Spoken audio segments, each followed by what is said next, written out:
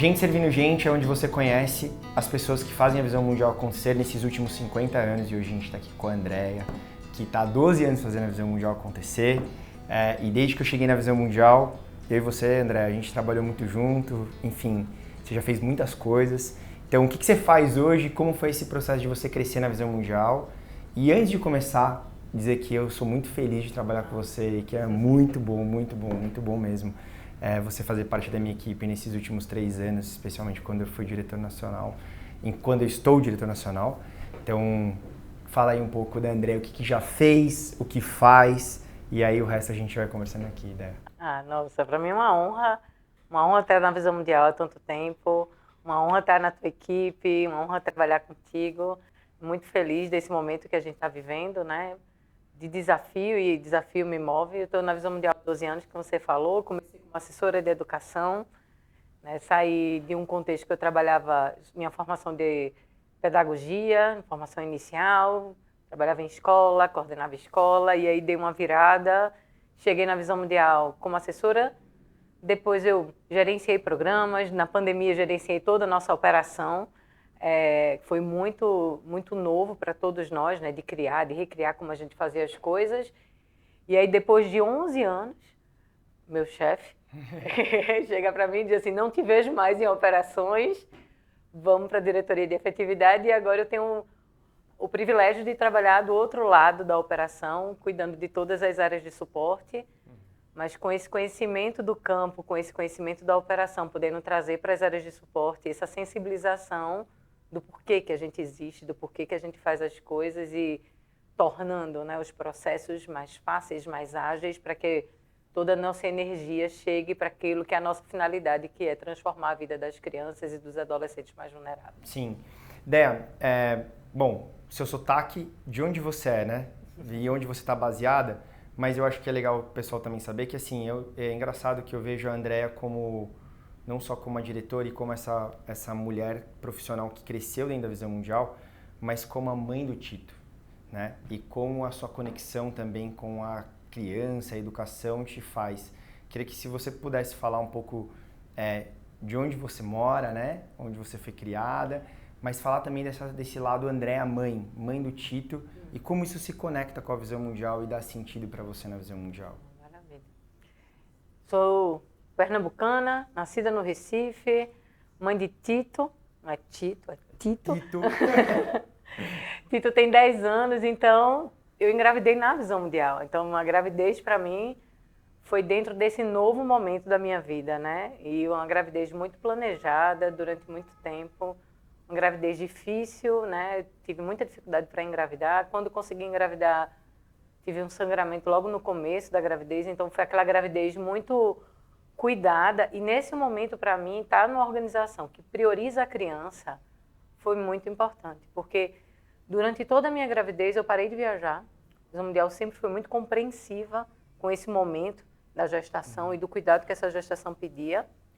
E depois que Tito nasceu, assim como, acho que é o DNA da Visão Mundial, proteger a criança, né?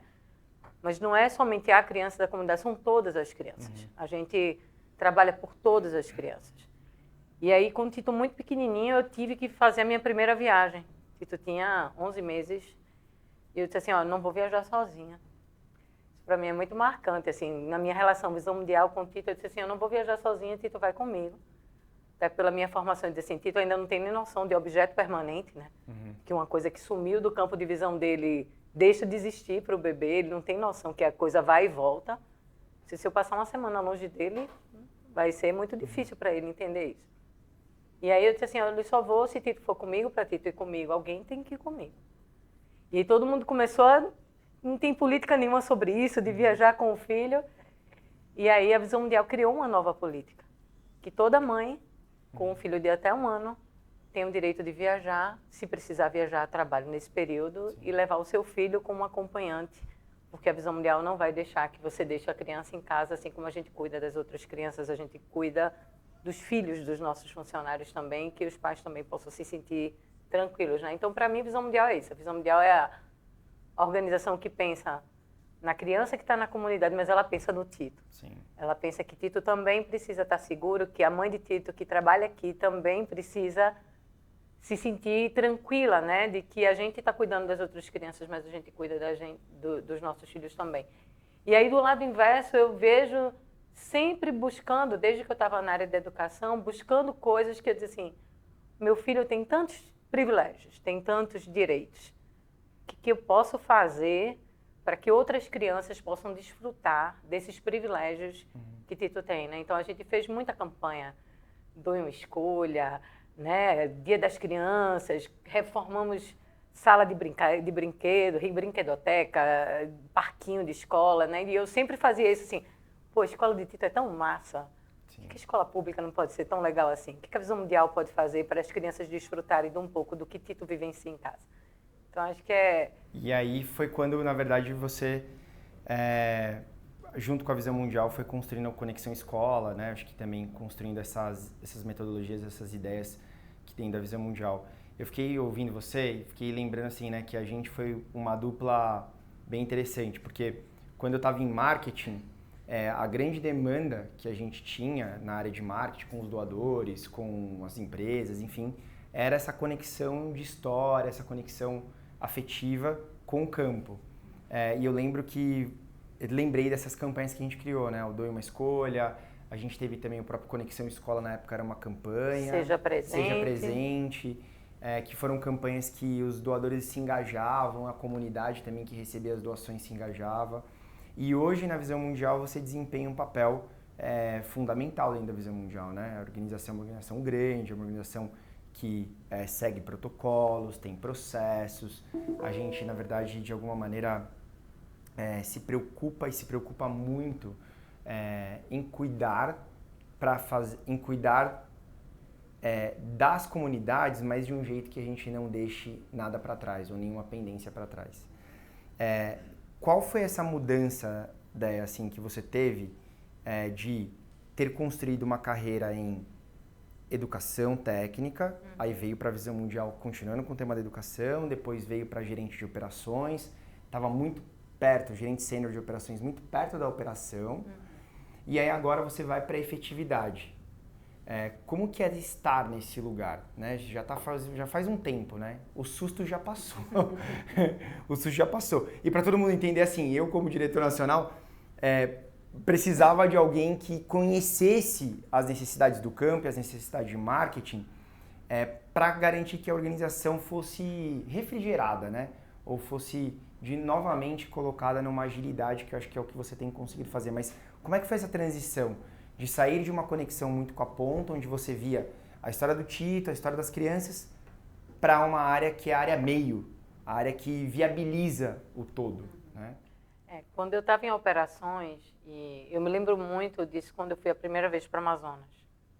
A gente chegou no Porto de Manacapuru pela primeira vez. O Porto de Manacapuru é um monte de tábua, na verdade, não tem porto. A gente desce um monte de pedra assim, se equilibrando. E eu estava olhando ali toda a dificuldade que Nete, que é uma amada, né, amiga nossa, companheira de Visão Mundial. A pessoa que manteve a Visão Mundial presente lá no Amazonas, quando a gente só tinha condição de ter uma pessoa. Que com toda a paciência, né, recebeu uma recifense preparada com galocha, tipo, tinha nem lama, né? Exato. Primeira vez que eu fui para o Amazonas, e aí eu conversei muito com Nete. Eu sempre tive muito interesse, embora eu nunca estive... Sempre estive em operações, mas eu nunca estive nos territórios propriamente dito, porque eu estava numa área nacional, né? Eu estava numa posição nacional desde que eu entrei. Então, eu visitei todos os programas, eu conheci diversas realidades. Eu conheci Morro da Lua, aqui em São Paulo, Sertão de Alagoas, Sertão do Rio Grande do Norte, né? Então, eu vi Amazonas, Rio de Janeiro, favela. Então, assim, eu vi muita coisa diferente. Cada contexto com uma demanda muito diferente. O Amazonas, acho que talvez é onde a gente vive um contexto mais desafiador, sobretudo para uma organização como a nossa. Uma organização que cumpre compliance, que isso nos protege, que isso nos dá legitimidade e segurança para quem apoia a Visão Mundial, porque sabe que a gente cuida do recurso que eles doam, do recurso que eles investem aqui, que isso vai ser utilizado com toda responsabilidade. Por outro lado, isso pode ser desafiador para quem está na ponta, porque nem sempre o contexto vai garantir que a gente tem toda essa estrutura que o compliance pede. E aí, quando eu conversava com o NET, eu disse assim, poxa, a equipe de suporte tem que vir aqui. A equipe de suporte tem que vir no porto de Manacapuru, não para quebrar o compliance, mas como é que a gente cumpre o compliance aqui? Como é que eu consigo dar solução aqui? Né? E aí a gente estava no fechamento de AF, avaliação de desempenho, e você me olha e faz assim, não te vejo ano que vem em operações. Eu pensei, eu estou demitida, né? E aí Tiago me diz assim, não, eu te vejo como diretora de afetividade e eu fiquei impactada ali, o susto veio, mas depois para mim fez muito sentido, né? Porque era exatamente o que eu pensava, a área de suporte tem que vir aqui, a área de suporte tem que conhecer. E aí para mim, jogar desse lado de cá é um pouco de sensibilizar as pessoas para entender o lado da ponta, para entender o que a gente faz, que é para criar solução de uma maneira que a gente continue garantindo, que a gente salvaguarda a organização, mas que a gente não complica e que a gente viabiliza a operação independente de onde ela está. Então, acho que isso é o que me desafia todo dia e acho que isso me anima de estar nessa área de suporte, de estar liderando a diretoria de efetividade e de manter a minha conexão com as crianças, com o campo, sabe? Eu acho que isso não perde, eu acho que a gente continua. E assim, eu acho que eu tenho uma pergunta que eu fico me fazendo, na verdade, várias pessoas também me fazem essa pergunta, né? Que é assim, o que torna a visão mundial especial para a Andrea e o que torna a visão mundial especial para as comunidades que a gente serve, assim. Se você pudesse, de alguma maneira, falar assim, qual que é a singularidade da visão mundial na sua vida? E como que é a singularidade da visão mundial nas comunidades? O que só a visão mundial, por exemplo, faz nas comunidades, já que você passou tanto tempo fazendo isso e agora, na verdade, viabiliza para que a gente faça, né? Eu acho que é o privilégio de poder participar de um projeto que é de Deus, sabe? Acho que eu sinto que a visão mundial, ela é uma resposta de oração nas comunidades. E aí, fazer parte disso é a gente poder cumprir com o meu ministério, com o que é missão para mim, o que é valor para mim, enquanto pessoa, enquanto profissional. E eu acho que para as comunidades já foi muito isso, né? Assim, da gente, no meio da pandemia, ter uma família orando, porque não tem nada para comer, e chega a nossa equipe para entregar uma cesta básica. Sabe? De ter uma comunidade que foi extremamente afetada por uma situação de emergência. E a gente escuta quando a gente chega lá, você e eu, em Vitória da Conquista, na Bahia. Que bom que vocês vieram, mais do que qualquer doação que vocês estão trazendo. A escuta, o abraço, a oração de vocês é o que a gente precisava nesse momento. E aí eu acho que, mais do que outras organizações humanitárias, esse DNA cristão, não proselitista, né? Mas essa coisa que está na identidade, que está no fazer, nessa atitude de serviço, né? Eu acho que isso é o que faz muito sentido. Faz muito sentido para mim, mas eu acho que faz muito sentido enquanto organização, sabe? E as comunidades veem isso na gente, as comunidades percebem isso na gente. Sim, e eu estava te ouvindo agora, eu lembrei, né, de uma história que para mim foi muito impactante. A gente estava junto no Amazonas, nessa última viagem, a gente estava junto, né, no barco, quando teve a iniciativa. Estava junto. Acho que foi em 2 anos atrás.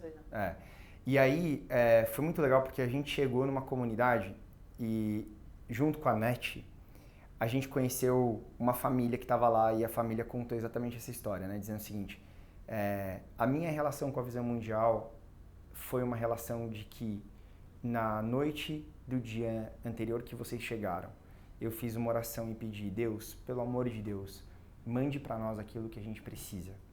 E aí a mulher falou assim, e no dia seguinte a visão mundial chegou. E para mim isso foi uma resposta de oração. Quando eu estava conversando com a mulher, eu perguntei para a equipe de campo, falei assim, perguntei para você, acho que para a Ângela e para a Nete, e falei assim, vocês combinaram essa história? Porque assim, né, foi muito... sobrenatural. Foi muito sobrenatural, e a mulher chorando e tudo mais. Aí a gente saiu da comunidade em Careiro da Várzea e foi para Manacapuru. Numa vila em Manacapuru, né? Na periferia de Manacapuru. E aí a mesma mulher falou a mesma coisa. A outra mulher falou a mesma coisa. E isso deu uma noção muito grande, assim, de tipo, cara, a Visão Mundial é essa organização que tem esse DNA cristão, que nós não fazemos proselitismo, não perguntamos a religião, não perguntamos a crença dela e, sobretudo, nós não somos religiosos, né? Nós não somos uma organização que tem uma visão religiosa sobre o evangelho ou sobre ser cristão. A gente entende que ser cristão é um jeito de ser, né? É gente servindo gente, né? Ou seja, e eu também queria, voltando nesse assunto, dizer que uma das coisas que mais me impactou foi ver como você estava conectada com essas histórias assim no campo. Como a Visão Mundial te transformou, Déia? Assim, eu tenho certeza, né, de que a gente sempre é transformado pelas coisas, pelas organizações, mas como que a Visão Mundial te transformou como pessoa? Você olha e fala assim, hoje a Andrea, por estar e ter vivido na Visão Mundial, enfim, quem é essa Andrea que hoje surgiu dentro da Visão Mundial ou com a Visão Mundial? Eu acho que hoje eu estou bem diferente de como eu cheguei. Eu era muito mais enérgica, mais impulsiva, mais pavio curto. Acho que tem o tempo, né? Acho que o tempo ajuda. As vivências que eu tive na Visão Mundial, eu acho que eu sou uma pessoa muito mais resiliente. Acho que eu sou uma pessoa que escuta mais, sabe? Acho que a Visão Mundial pede da gente essa observação, essa capacidade de se relacionar com o diverso, dentro da Visão Mundial, fora da Visão Mundial, né? Eu vim de outro tipo de lógica de trabalho, né? E os últimos trabalhos que eu tinha tido era escola particular de classe média alta e tudo. Então eu tinha um universo. Quando eu cheguei na Visão Mundial, eu tive que me adaptar a muitas coisas. No começo eu tive muita dificuldade de me adaptar à cultura da organização e acho que muita coisa foi moldando, né? E a Bíblia fala assim, moldar o caráter, né? E eu me sinto com o meu caráter moldado pela Visão Mundial e acho que é uma via de mão dupla, né? Então, no último ano eu tive também uma decisão de autocuidado, né? De buscar me cuidar. Eu escutei uma vez de um médico que, assim, depois que meu filho nasceu, Tito nasceu e Tito é autista, depois diagnosticado TDAH, então, o começo desses primeiros anos de Tito foi muito trabalho, Tito, e eu fiquei muito em segundo plano, né? Então, eu fui uma vez no cardiologista e o cardiologista disse assim, fazendo atividade física? Se não, desde que meu filho nasceu eu ainda não consegui organizar minha rotina. Ele, seu bebê está com quantos meses? E na época Tito tinha 4 anos, né? E eu disse assim, Tito tem 4 anos. E ele falou, deixa de ser cara de pau, André. 4 anos, para você cuidar do seu filho no futuro, você precisa se cuidar. Sim. E aí, 1 ano mais ou menos, começou em abril, eu tive uma capsulite adesiva, né? Eu conseguia mover meu ombro e tudo. Eu disse assim, não, tá bom, parou. E aquilo virou minha chave, eu precisava me cuidar. E aí, eu acho que quando eu passei a me cuidar mais da minha alimentação, incorporar atividade física, isso me trouxe mais disciplina, isso me trouxe mais autocontrole, isso me trouxe mais até autoestima, sabe? De você estar bem com você mesmo e de como isso muda a minha forma de me relacionar com as pessoas fora da Visão Mundial e dentro da Visão Mundial. Como isso me fez também poder estar no momento na Visão Mundial que eu estou mais tranquila, que eu estou com mais capacidade de lidar com situações desafiadoras, com estresse e com as montanhas russas que a gente vive no trabalho, com mais serenidade. E aí eu consigo servir melhor as pessoas, eu consigo servir melhor a organização. Porque eu estou num momento que eu estou bem comigo mesmo, eu estou bem com Deus, Então, assim, é aquela coisa que a gente consegue IVE, né? Eu me alimento da Visão Mundial, mas a Visão Mundial também se alimenta daquilo que a gente pode oferecer. Então, acho que isso tem feito bem para mim, isso tem feito bem para a organização. E é legal você falar isso sobre o autocuidado, porque organizações humanitárias já demandam da gente uma dedicação de tempo, mas demanda muitas das nossas emoções. E eu acho que a Visão Mundial ela tem um tempero especial, porque mexe também com a nossa fé, né? Então a gente se conecta com a Visão Mundial de um jeito assim muito profundo. E assim, o que acho interessante na sua fala é que, e é interessante, né? É uma Andréa serena, porque crise não falta, né, André? Assim, a gente fala na visão mundial. De tédio a gente não vai morrer. Né? De tédio quem trabalha na visão mundial não vai morrer. E eu queria, assim, pra gente ir encerrando a conversa, queria que você contasse um pouco esse lado de o que significa crise na visão mundial, né? A gente está vivendo, exatamente nesse momento que a gente está gravando essa conversa, tendo que relembrar de que o nosso foco, nosso compromisso é em ser gente, servindo gente. E que as crises são parte disso. E como que é para você, além de tudo aquilo que você já está fazendo, como que é lidar com tantas crises e desafios na visão mundial e como você conecta quem é a Andréa e a sua essência com isso? Eu acho que na crise a visão mundial se reinventa. E é impressionante como a gente consegue fazer coisas legais quando a gente está numa crise, né? Eu me lembro a primeira, quando a Austrália saiu.